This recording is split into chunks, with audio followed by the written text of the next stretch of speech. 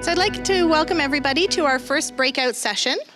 I'm going to spend a couple of minutes here just going through a little bit about our palliative care outreach teams in Oxford and Elgin, and then I'll be giving a brief outline of who's going to be presenting this afternoon. So the palliative care outreach teams in Oxford and Elgin are considered secondary level palliative care consulting teams. We work in partnership with primary care providers, so nurses, physicians, nurse practitioners. We support through non-emergent consultations. And ideally, we like to have the family physicians and nurse practitioners, if they happen to be an MRP, involved in a shared care model with us. If a family doctor needs a transfer of care, then we can do that depending on geographic availability as well.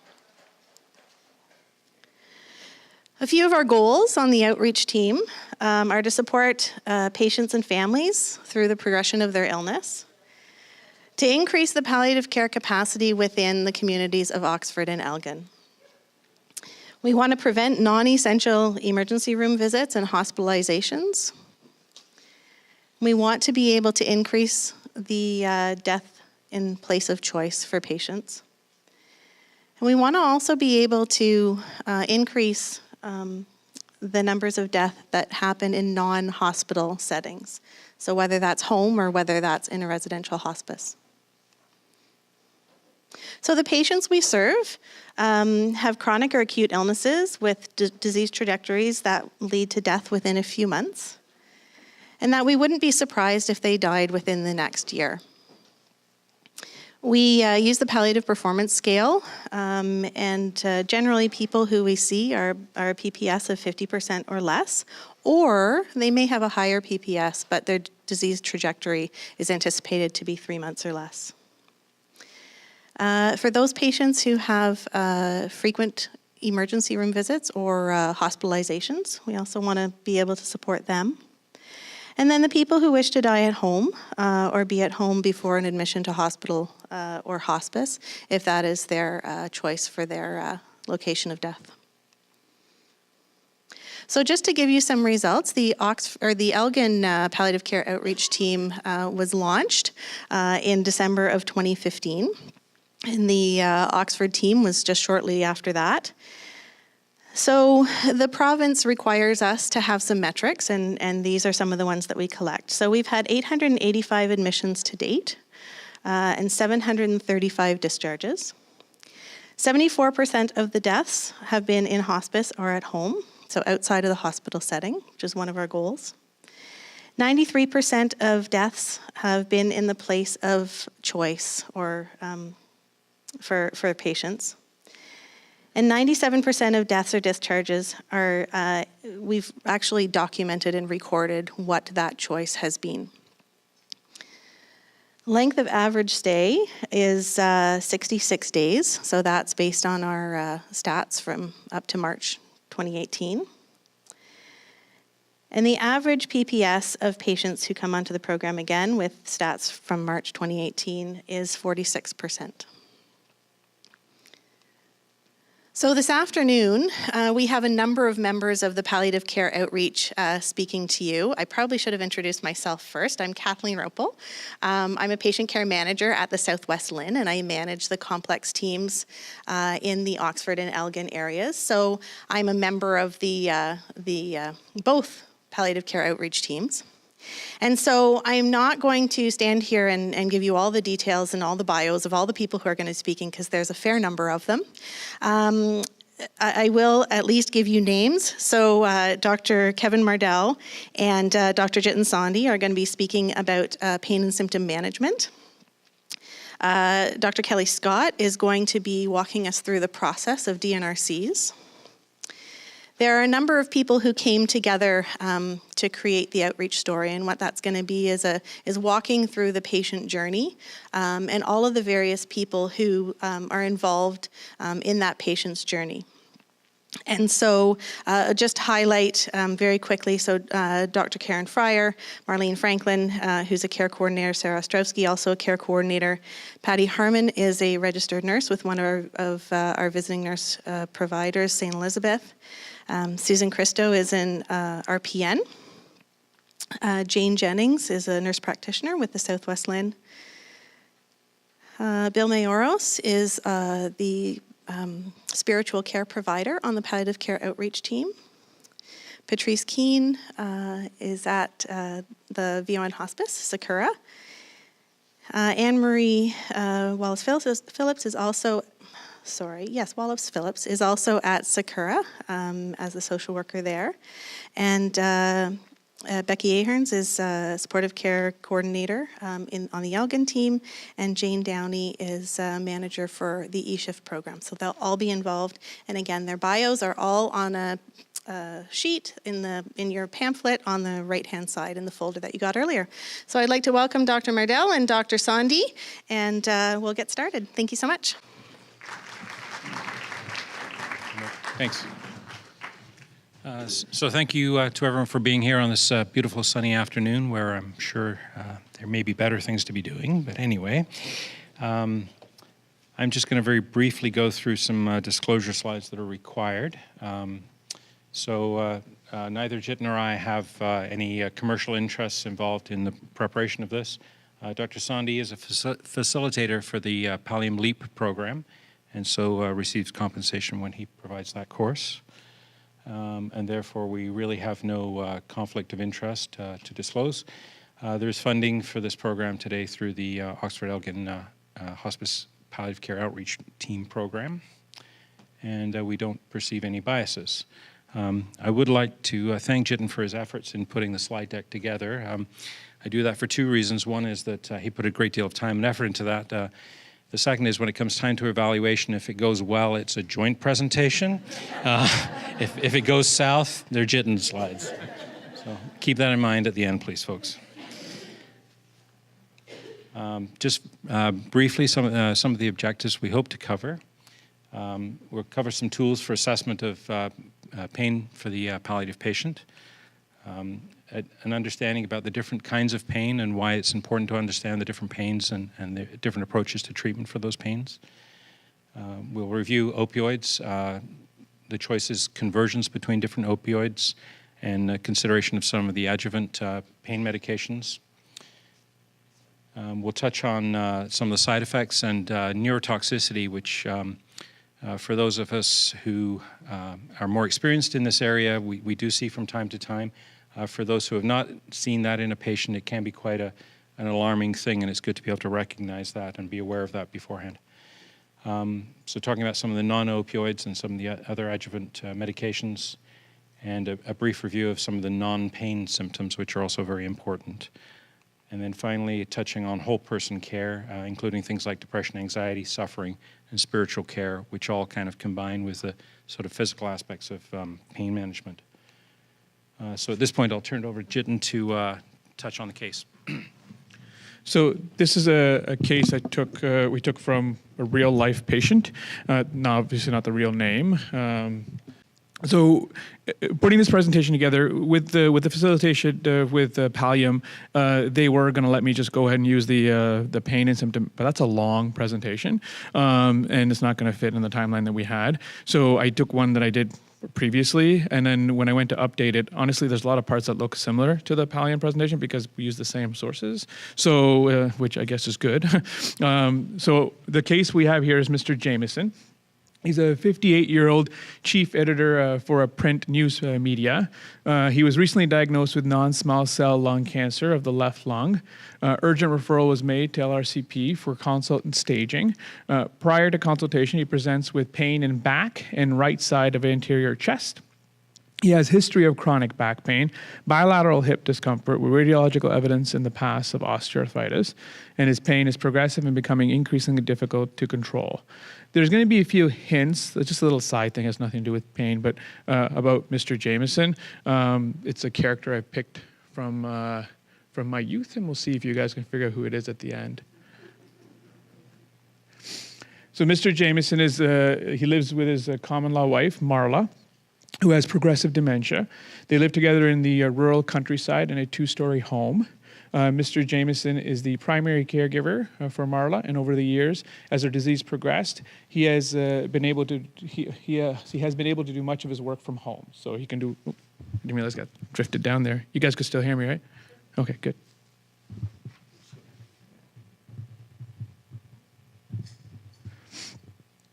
So he's an active smoker of. I'm just going to go like this. Or else there. He's an active smoker of cigars, 3 per day for the last 30 years, and he has a glass of scotch most nights. They have one son who is an astronaut and lives in the USA, and his son is a designated SDM. There's a lot of other things I've thrown in there because obviously we're going to find out why they're important. The SDM lives in the US. So his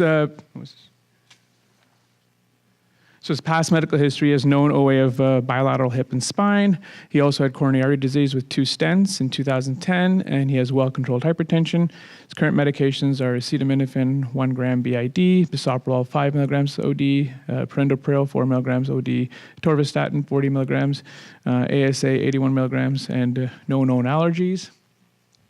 So just to get a sense of what he's already on and what he's using for his symptom management and also some of his other comorbid state. So we'll go to assessment of pain. So usually and ideally in a smaller group setting, we might sort of have this as more of a small group conversation about sort of what kinds of questions would you like to ask about his pain assessment and so on. Maybe not so realistic in a large group like this, but just to try and go through things a little bit. There's a fairly simple mnemonic which many of you may have used or heard of, but basically it's important to get this accurate history because in understanding his pain, obviously it's helpful in managing that. So to go through things, the typical things one would want to ask about, for onset, onset of the pain, when did it start, what was it like, so on, provoking and relieving or palliating factors, the quality of the pain, any radiation to that pain, the severity, and the timing, the pattern to that pain. So simple OPQRST, simple mnemonic to try and remember for that. Also important, obviously, is understanding what's the impact of that pain. How does it affect him in his day-to-day function, his activities of daily living? Is important. Impact on his mood. How does that make him feel? And what is the meaning of that pain to the patient? Is it signaling him that he's progressing in his illness? Is it adding to depression symptoms? Is it making him feel not just the physical aspect of the pain, but the understanding of the pain for the patient? So some people would add U for understanding and V for values, so OPQRSTUV. Simple way to remember, a way to assess pain for those of you who haven't used that. So going back to Mr. Jamieson, in terms of onset, his chest pain was rather sudden in onset, with back pain being more gradual and progressively more severe. In terms of provoking, certainly coughing and taking deep breaths was making the pain much worse, as well as bending, which affected his back pain. In terms of what gave him relief or palliation, lying on the left side and taking shallow breaths certainly helped control his symptoms. And using some anti-inflammatory, which he had from a previous back injury, did give him some relief. The quality of the back pain was a constant dull ache, whereas his chest pain was sharp, stabbing, intermittent with activity and shooting. So there's a hint here that maybe there's a couple of different things going on in terms of different kinds of pain at the same time. There was no radiation for this pain, but in other situations that might be an important symptom to think about. And then finally, in terms of severity, his chest pain he rates at an 8 out of 10, and his back pain he rates at a 6 out of 10. In timing, the chest pain started a couple of weeks ago, but the back pain is much more chronic, but has been significantly worse over the past week or so. So we talked about a little bit about the impact of that pain in terms of his activities of daily living. So he's no longer able to sit at his computer and do some of the work he enjoyed doing. So it's obviously having a significant impact there. An impact on mood, he's very frustrated now that these limitations are starting to show up after his recent diagnosis. And so it's adding to feelings of frustration, anxiety, maybe depression. So he's wondering, is this what things are going to be like from here on? Is this my new reality? So we use some other tools. Most of you may be familiar with the ESAS, the Edmonton Symptom Assessment Scale.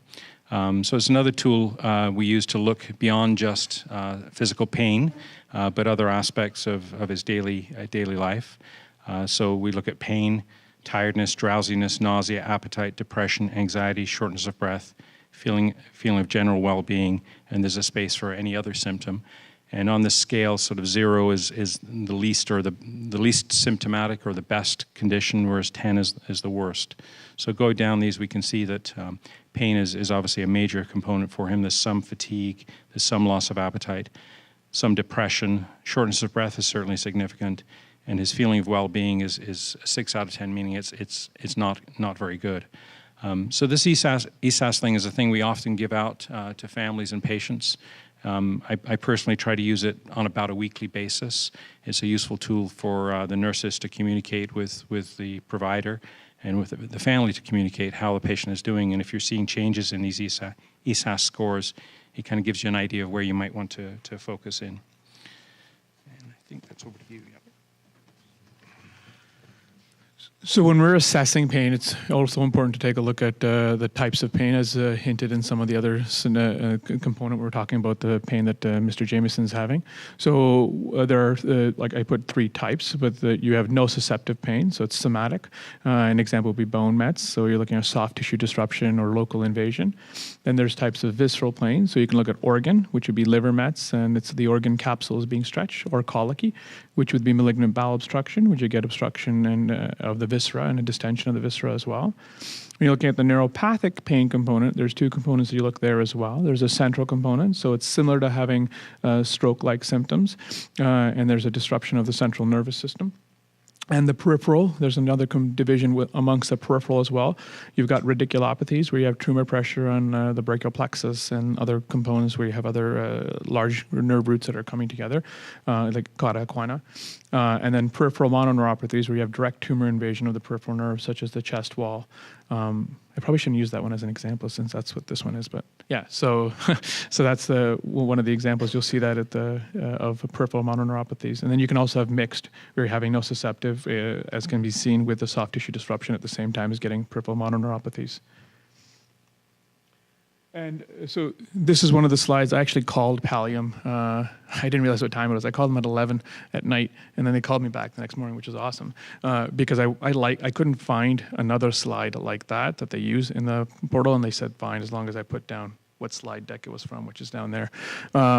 So this is basically it helps us to select opioids for pain management. So you start with, we look at starting with short acting, looking at choices between PO versus sub-Q versus transdermal, if they're not opiate naive, to be aware of that. And titration occur with frequent monitoring adjustments. So oftentimes when we have started some people on narcotics, it's not, I'll see you in a week or 2 weeks. It's more realistic that someone's assessing them within 48 hours and then getting back to us, or we're assessing them in 48 hours and getting back to them about how we're adjusting their medication if they've started on a PRN basis, or just to see what we need to do with regards to adjusting their pain medication.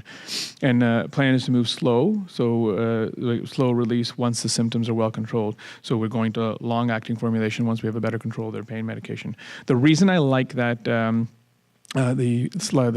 image that I pulled from the slide number 35 on the LEAP February 2018 edition is it has all the information you want on one slide deck. I was trying to make it myself, and it was just, I thought, I don't know, I'm just going to copy and paste it. So when you're looking at it, when you're assessing someone's pain, it's important to look at what type of opioid or non-opioid medication you're going to be using. Now, if they're mild pain, then you can look at starting with non-opioid medication with adjuvant therapy, and also we'll talk about the total pain component. We're looking at non-medical management of pain. And then if someone has 4 to 6 out of 10 pain, then a acetaminophen is not going to be your starting point. You're looking at starting with a weak opioid. If someone's coming to you with 8 out of 10 pain, then you're not looking at starting with Tramoset for management of their pain. You're going to be looking at morphine, hydromorphone, oxycodone. So you arrive at the ladder with the tool you need at the level of their pain that they're presenting at.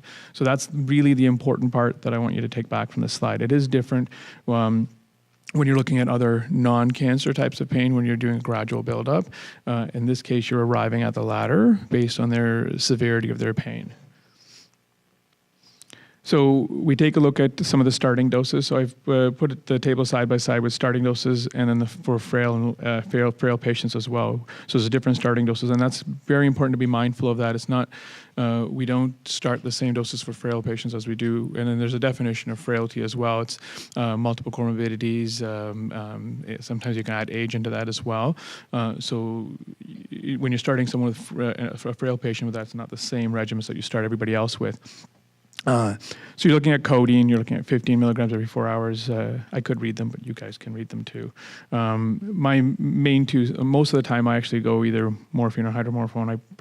I tend to go more with the hydromorphone, but honestly, it most depends on what patients have already tolerated or already been on, and that's usually how we make our selections. So it's also important, and this will come back again when we take a look at our case, to understand if someone is coming in with another regimen, another medication, how we can rotate to, and then we'll talk about the reasons for rotation, how we can rotate to other opioids if that's what's needed. So this is the equivalent chart with oral and subcutaneous equivalents listed there. Obviously, codeine and tramadol do not have subcutaneous regimens, and fentanyl, except for the buccal breakthroughs, does not have an oral equivalent. And then methadone doesn't have a injectable. So you're going to be coming at this based on what the patient is able to tolerate. If they can't tolerate oral, then you're looking at the sub-Q route. If they're already on a sub-Q, want to go back to oral, you're looking at coming back to more options than you had with sub-Q. This is very, very important to know so I pulled a lot of these from Up to Date. So there was a series of studies that were, as you can see, the number of studies in each one of the, so for nausea, there's 38 studies indicating that incidence is 28% of the time in patients who start with narcotics, and constipation is 26%, somnolence 24%. So every time you're starting medications, it's knowledge is a tool for patients to be aware of what to expect with the regimen that you're going to be starting them on, or medications they're going to be using. Another reason, not only does it prepare them for that, but also you are allowed to give them the tools to combat some of these symptoms that are often short-acting as well. By short-acting, I mean 3 to 5 days. For nausea and somnolence, they are self-limiting. They will, once the medication's adjusted into your system, they will be self-limiting and go away in within the 3 to 5 days. But in that 3 to 5 days, it's important to tell patients, you know what, don't drive, don't be looking after little kids, have someone else to help you out during this time. And with regards to nausea, making sure you have an antiemetic that's prescribed to them, such as metoclopramide or domperidone, during the time that they're on their narcotics. And after that time, they'll use that as a PRN or routine if you feel that's necessary, and then they can pull back from it after they've found that they're tolerating the medication a lot better. And then, and like I'm sure you guys heard this ad nauseum, with regards to constipation, the hand that prescribes the narcotic prescribes the laxative, so it's really important to remember that.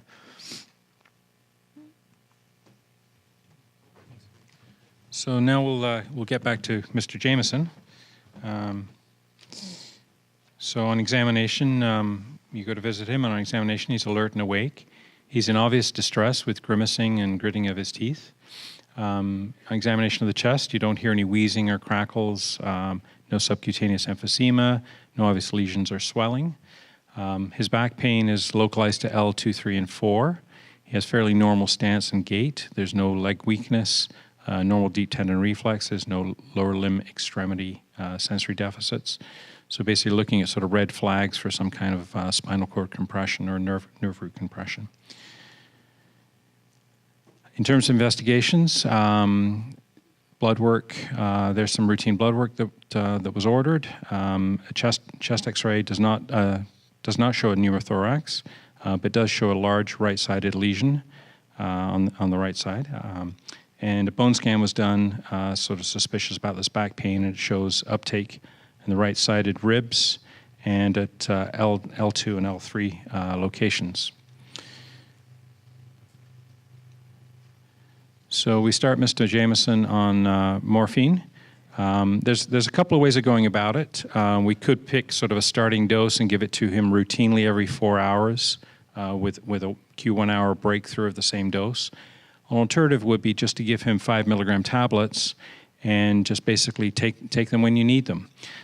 Sort of no sooner than 1 hour, but basically take one, see how you feel in an hour. If the pain's still there, basically just keep taking them at hourly intervals or whatever interval is required. And obviously this requires careful charting by a family member or health professional in the home to sort of monitor the use and the pain management while you're trying to get a sense of just how much of this medication he's going to need to control his pain. Obviously very different for each patient. Jitin talked about the anticipated nausea, so he's been given some metoclopramide, 10 milligrams. Again, it can be on a PRM basis, but it certainly needs to be available for those first few days. Constipation, that needs to be dealt with, and Senecot's kind of the standard go-to, along with the PEG solution if it's needed. And because of the spine mets, certainly radiation oncology was consulted because radiation therapy can be very effective for bony metastases. We get a home OT assessment to assess in terms of mobility aids, a walker, various things that you might need to stay safe in the home. The last thing we want is a fall and a pathological fracture or something on top of his current difficulties. So on reassessment, we find that Mr. Jamieson is using about 7 doses a day of his morphine, sort of when he's allowed to take it kind of ad lib, so to speak, after reviewing him after a couple of days. So when we do the math on that, that's about 35 milligrams a day, I guess. His pain has only improved slightly, with his chest and back pain still being about a 6 out of 10. So at this point, we changed his sort of PRN morphine to a regular Q4 hour dosing, but again with a Q1 hour PRN. So we have some sort of regular medication going on board rather than waiting until he's in pain and treating it. After 3 days on rounds, we review his symptoms. I gotta see where I am here. And the nurse states his pain is about a 5 out of 10. He's keeping still for most of the day, so as not to aggravate his pain, so he's certainly limited by it. And he's using about 2 breakthrough doses a day. He denies the somnolence and the nausea has now finally settled down. But it's sort of curious that his pain is still a 5 out of 10, but he's only using a couple of breakthrough doses. So this kind of brings us to the point about some of the myths around opioid use. You know, obviously, we're all aware of the sort of opioid crisis and abuse of opioids in the community, and that's obviously a great concern to us as providers and to the public. But unfortunately, in the palliative care world, that also comes with a certain number of myths and concerns about the use of opioids, even in palliative patients. So, you know, we often find either patients or families are reluctant to take. You know, even though you're encouraging them to take this medication to control their pain, there's a hesitancy and a reluctance to take it. You know, things like fears of becoming addicted. You know, that it's gonna wear off after a time, and then when I really need pain medication, it's not going to work anymore because I've been taking it for too long. So it's really important to educate the patient and family around the issues of tolerance, dependence, and addiction, and the differences between those. So obviously, in terms of tolerance, yes, you know, if patients are on opioids for a length of time, we may need to titrate the dose, but that's not a problem. That can be done. In terms of dependence, it's really not an issue in the palliative world. We're using this medication to control their pain, and there's no need for them to be looking at trying to get off it, which is very different from sort of situations where opioids are abused.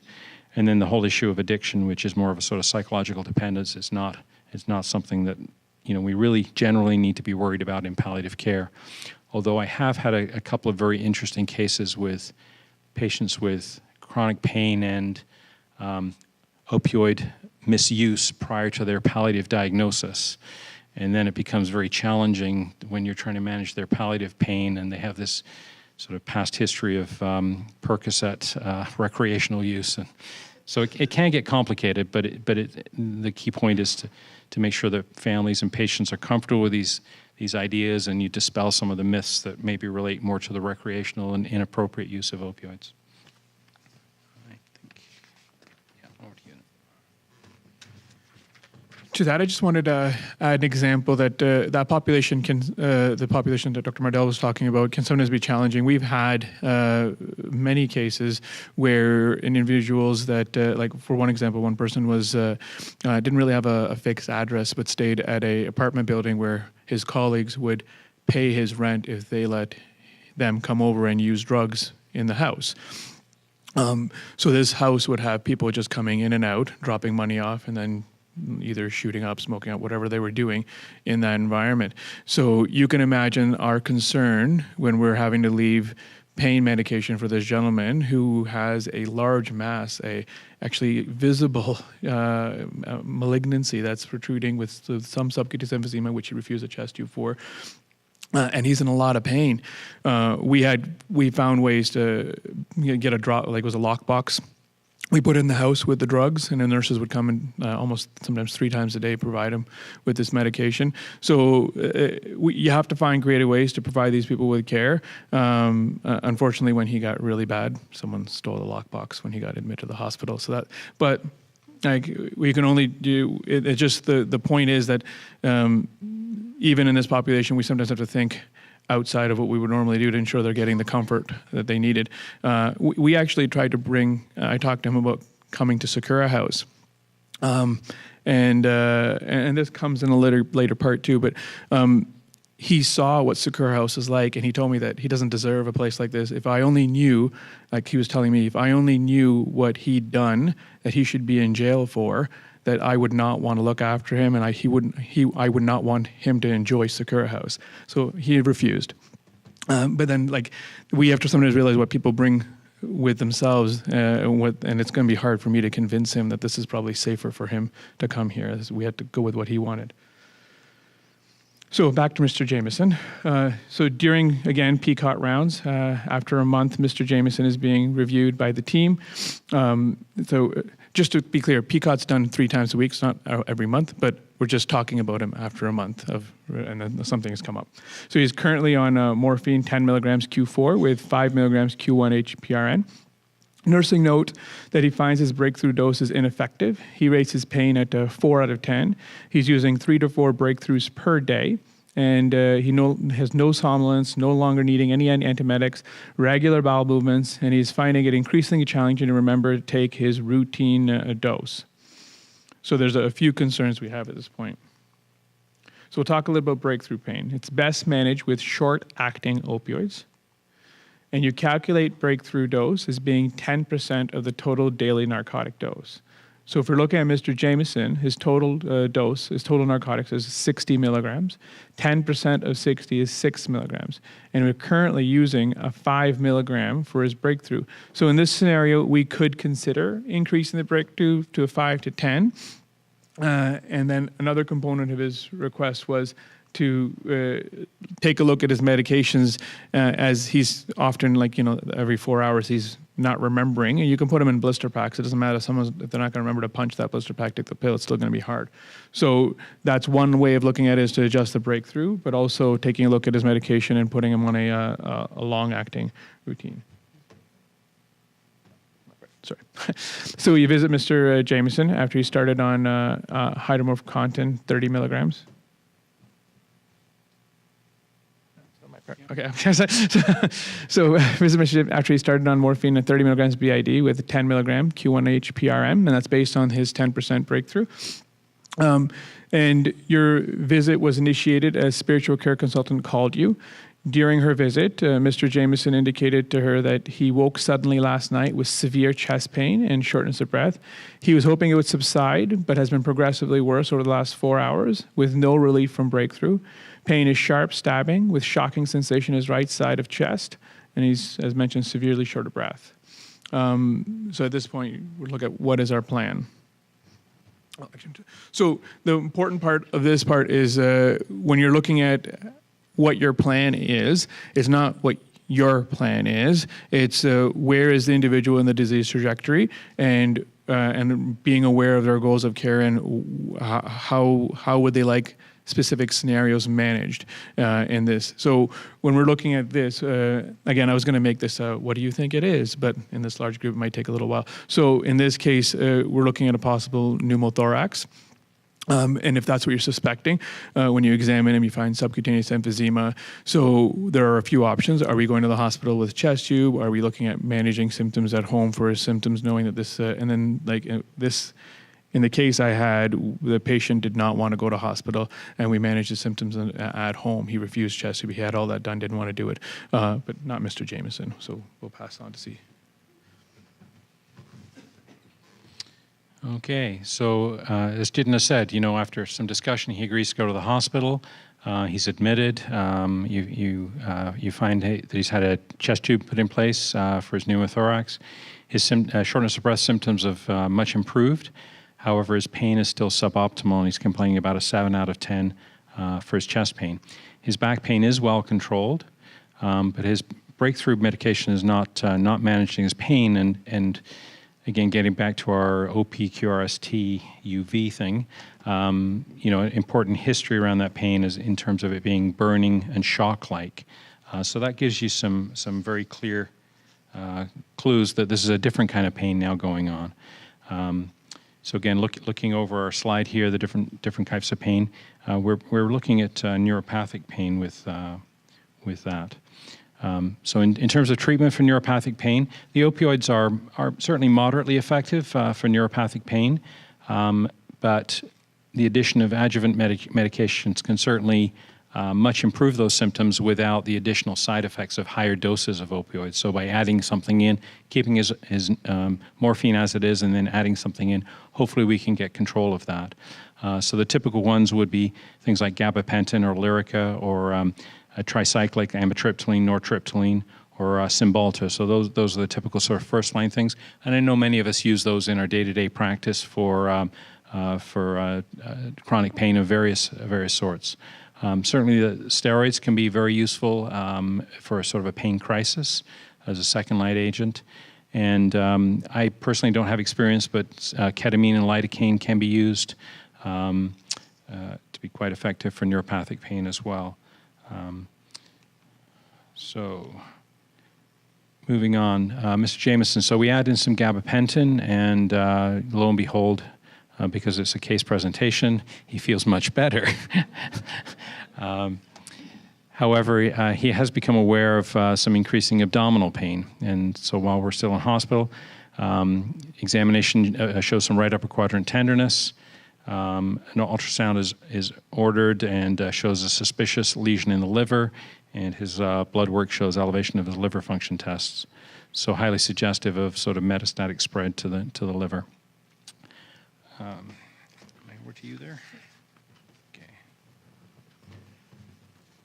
So now Mr. Jamieson eventually goes home, and his discharge regimen includes his morphine, 60 milligrams BID with 15 milligrams Q1 hour PRN, and a gabapentin of 300 milligrams BID, and dexamethasone 2 milligrams QAM.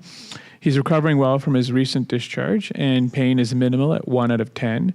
He was given recent news that due to disease progression, he will have to reevaluate his chemotherapy, which he had been tolerating very well. He has also noted his overall mobility is limited due to fatigue, his appetite is minimal, and he has little interest in many of his activities. So one of the things we're talking about at this point is that there is a lot more to pain than the management of physical symptoms. This gentleman's gone through a lot in a short period, and he's gone from being a caregiver to now requiring a caregiver, and a lot of the independence he had is being lost.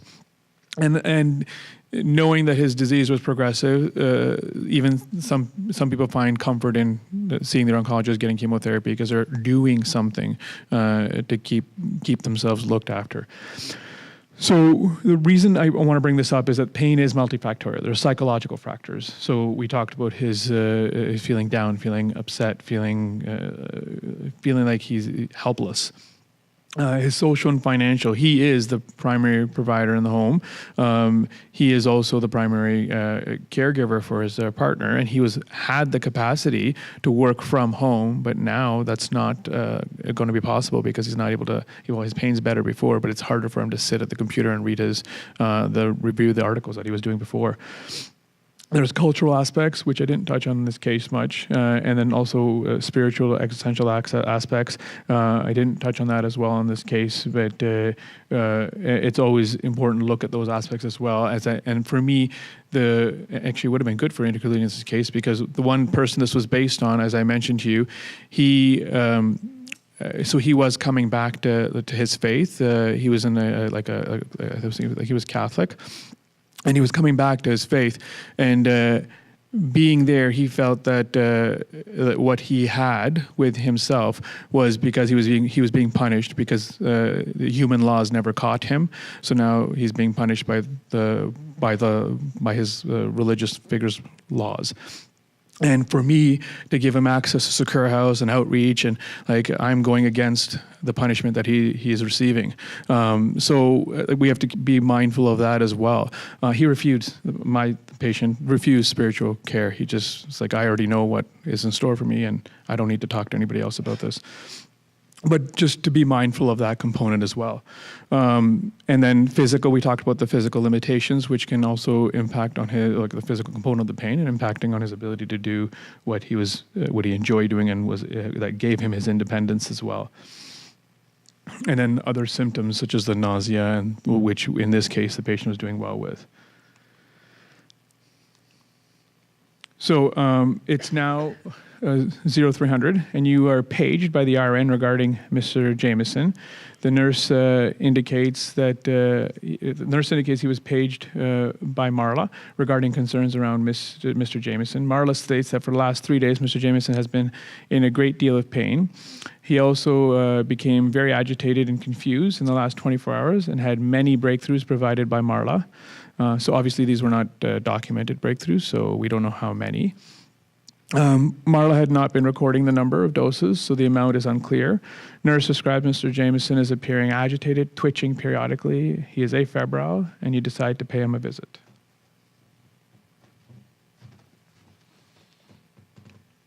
Okay, so basically what we're talking about here is a situation of neurotoxicity.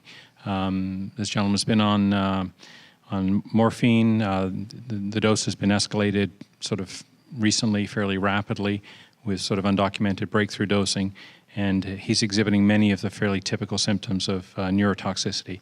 So the myoclonus, the cognitive issues, hyperalgesia, agitation, somnolence, these are all things that are sort of commonly seen with neurotoxicity.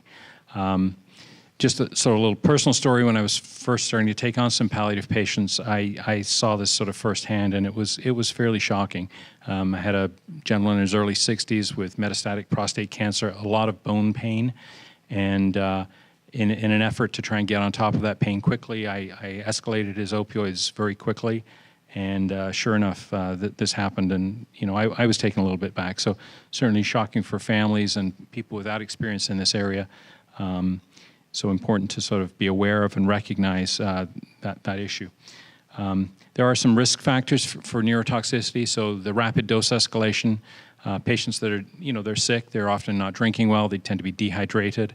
Because of their illness, they may have either renal or liver impairment, so that sort of can affect metabolism of the opioids.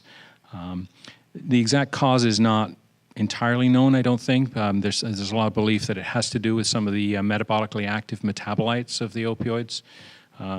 So, the opioids get broken down, but those metabolites are hanging around in the body for a long time, and with rapid dose escalation, these metabolites are not being cleared and sort of build up to toxic levels and probably cause many of these symptoms. But there may be other mechanisms at hand as well. Also to think about a little bit, there may be other things going on, important to check for things like, is there a new infection? Is there a urinary tract infection or a pneumonia or something like that that could trigger many of the same symptoms? Hypercalcemia. Again, I've been caught out with that one, not sort of trying to keep a patient at home, not doing routine blood work, as we wouldn't in palliative care. But eventually, an ambulance was called, patient ended up in emerge.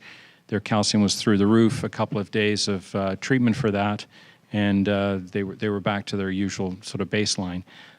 So there are some other conditions to think about. Brain mets would be another one, I suppose. So you have to go through it, but neurotoxicity is a sort of very classic pattern and fairly easy to recognize once you've seen it.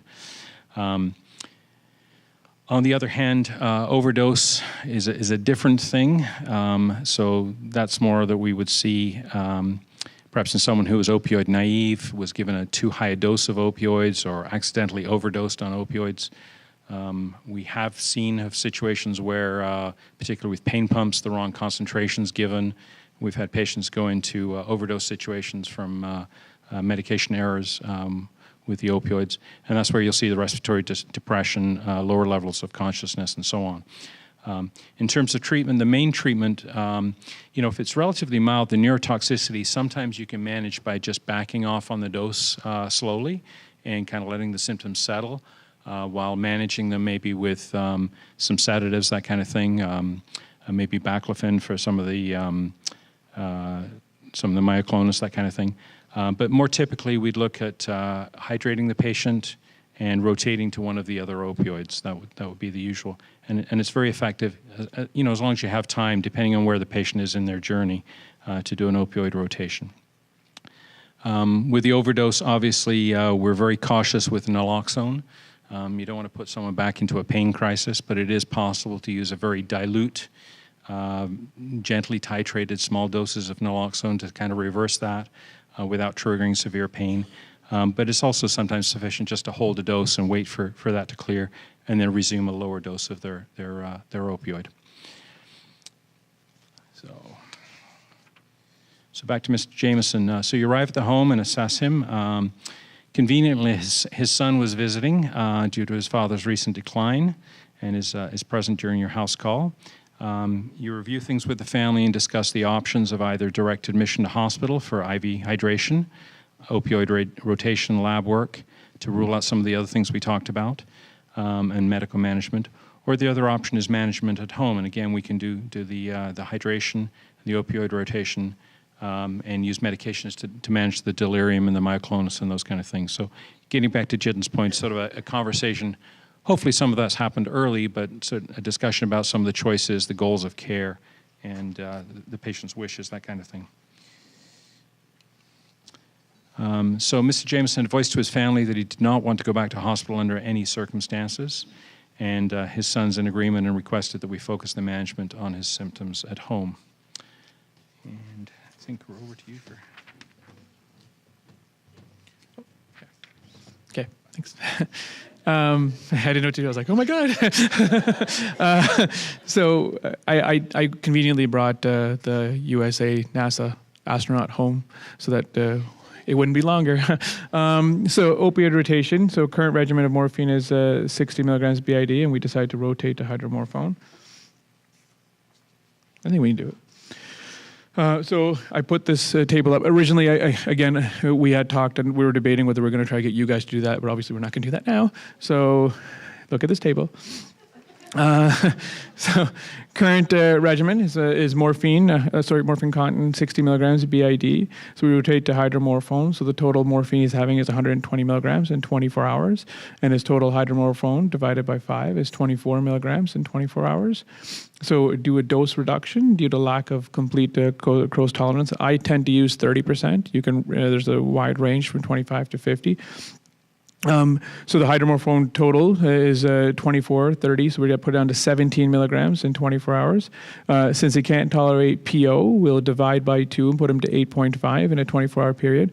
So we're looking at a hydromorphone of 1 milligram, rounded down from 1.4 to Q4 with 1 milligram Q1 PRN.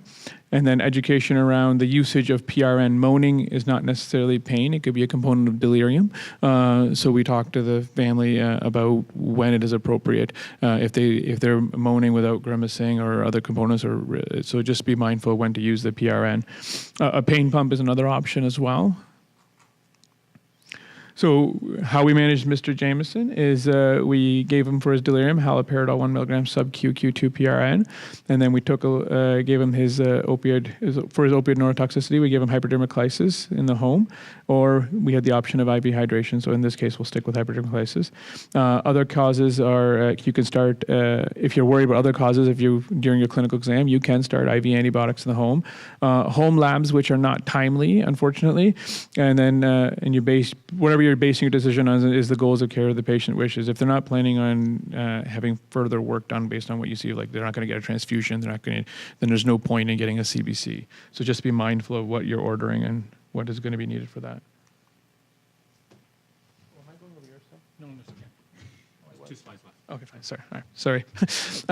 She scared me. Over the course of a week, Mr. Jamieson begins to rouse and has resolution of his opioid neurotoxicity and delirium. As his mental status improved, he was able to articulate his need for breakthrough dose and localize his pain, which was primarily spinal. Review rules out again red flags concerning for cord compression. His current dose is hydromorphone 3 milligrams Q4 with 1 milligram Q1 PRN. He has not required any breakthrough for the last 2 days and is requesting a change over to oral medication. So I put that up again because I was going to make you guys do it, but now we go to this. So a change to oral regimen. So his current dose is 18 milligrams sub-Q total. His oral dose is 36. And then his item content would be either 18 milligrams BID with a 3 milligram for hydromorphone breakthrough, or a 4. You can't really get a 3, so they're going to use 3 1 milligram tablets, or you could use the 4 milligram tablet if based on how his pain is being managed. Another alternative also is you could look at 12 milligram TID, depending on the pattern of pain. If you're finding that the 18 milligram wasn't getting all the way and he's got more midday pain, you can make an adjustment that way as well. And if you guys didn't figure it out, J. Jonah Jameson from Spider-Man. Any